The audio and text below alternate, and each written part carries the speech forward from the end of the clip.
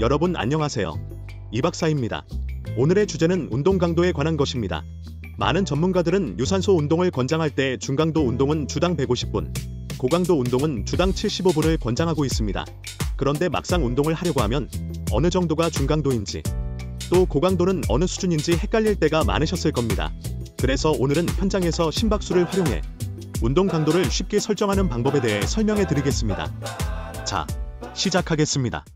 운동 강도를 가장 정확하게 설정하는 방법은 운동부와 검사를 통해 심폐기능을 직접 측정하는 것입니다. 하지만 일반인이 전문 장비를 이용하여 측정하기란 쉽지 않습니다. 그래서 유산소 운동 강도를 설정하는 방법 가운데 가장 널리 알려진 것은 심박수를 활용하는 방식입니다. 이러한 접근은 1954년 아스트란드 박사와 리밍 박사의 연구에서 비롯되었습니다. 두 연구자는 운동 시 인체의 산소 소비량과 심박수가 비례 관계를 보인다는 사실을 밝혀냈습니다. 이 결과에 따라 심박수만 측정해도 운동 강도를 간접적으로 추정할 수 있다는 점이 확인되었고, 이후 심박수는 운동 강도를 대표하는 지표로 자리 잡게 되었습니다. 심박수를 활용해 운동 강도를 설정하기 위해서는 먼저 하트레이트 맥스, 즉 최대 심박수를 알아야 합니다. 가장 널리 알려진 최대 심박수 산출식은 1971년 폭스와 해스컬이 제시한 공식으로 하트레이트 맥스는 220배기 나이라는 간단한 형태입니다. 이 공식은 약 3,500명의 데이터를 종합 분석하여 만들어진 경험적 추정치로 편리하게 사용할 수 있다는 장점이 있었습니다. 하지만 개인별로 플러스 마이너스 7에서 11bpm 정도의 오차가 발생할 수 있다는 한계가 지적되었습니다. 그래서 2002년 로버그즈와 란트베어가 220배기 나이 공식이 과학적 근거가 부족하고 단순한 회귀선 평균에 불과하다고 지적한 이후 현재 이 공식은 학문적, 임상적 신뢰성이 낮아 단독으로는 잘 사용되지 않습니다. 반면 폭스 공식의 한계를 극복하기 위해 여러 대안적 추정식들이 제시되었습니다. 먼저 2001년 타나카에 의해 만들어진 공식입니다.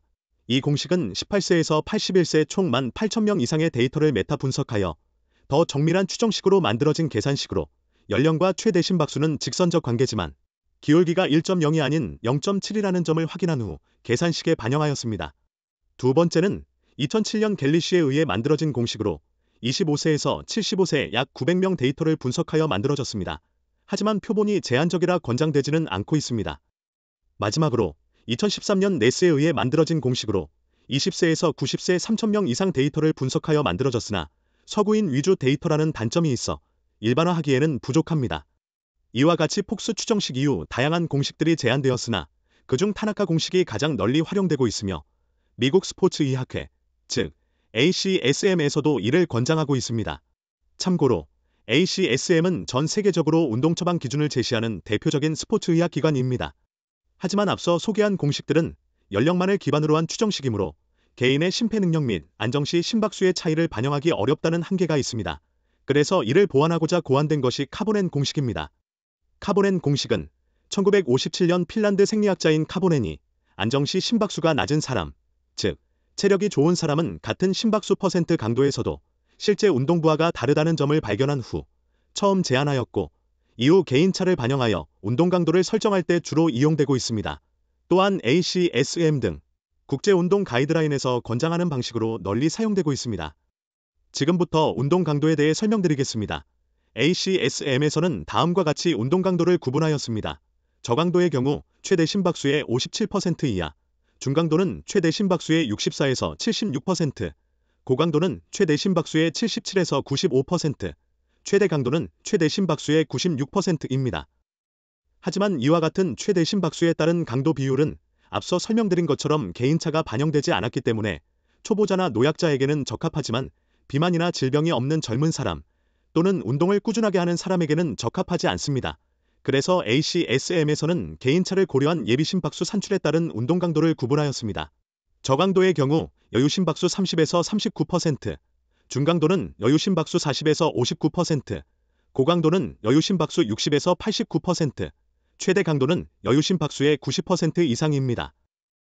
지금부터 공식을 실제 예시에 대입하여 설명해 드리겠습니다. 앞서 설명한 것처럼 최대 심박수 공식은 운동 초보자나 노약자에게 적합하며 공식은 타나카 방식이 가장 효율적입니다. 공식에 대입해 보겠습니다. 나이가 40세인 사람이 중강도 운동을 한다고 가정해보면 계산식에 따라 먼저 0.7에 40을 곱하면 28이 됩니다. 그리고 이 값을 208에서 빼면 최대 심박수는 180으로 계산됩니다. 그리고 여기에 중강도 운동 강도인 70%를 적용하면 약 126이 됩니다. 즉 40세인 사람이 중강도 운동을 하려면 심박수 약 126bpm 수준이 유지되는 강도로 운동을 수행하면 되는 것입니다. 지금부터는 운동을 꾸준히 하는 사람들에게 적합한 카보넨 공식을 적용해 보겠습니다. 예를 들어 나이가 40세인 사람이 중강도 운동을 한다고 가정해 보겠습니다. 먼저 타나카 공식을 이용해 최대 심박수를 계산한 뒤 안정시 심박수를 측정합니다. 안정시 심박수는 아침 기상 직후 침대에서 일어나기 전에 측정하는 것이 가장 정확합니다. 만약 아침 측정이 어렵다면 앉아서 약 10분간 안정을 취한 뒤 측정해도 됩니다. 심박수 측정은 요골동맥이나 경동맥을 통해 직접 맥박을 재는 방법을 사용할 수 있으며 스마트워치를 활용하면 더욱 간편하게 측정할 수 있습니다. 계산식에 대입해 보겠습니다. 이 사람의 최대 심박수는 180bpm이며 안정시 심박수는 75bpm이 측정되었습니다. 계산식을 대입하여 먼저 최대 심박수 180에서 안정시 심박수 75를 빼면 105가 됩니다. 여기에 운동 강도는 중강도이므로 ACSM 기준 50%를 적용하면 53이 나오고 마지막으로 안정시 심박수 75를 더하면 128이 됩니다. 즉 평상시 운동을 수행하는 40세 성인이 중강도 운동을 하려면 심박수를 약 128bpm 수준에서 유지하는 강도로 운동하면 된다는 의미입니다. 이제부터 운동 목적에 따른 적용 방법을 알려드리겠습니다. 먼저 운동 목적이 지방 감량이라면 표에 나온 것처럼 존2 영역을 활용하면 됩니다.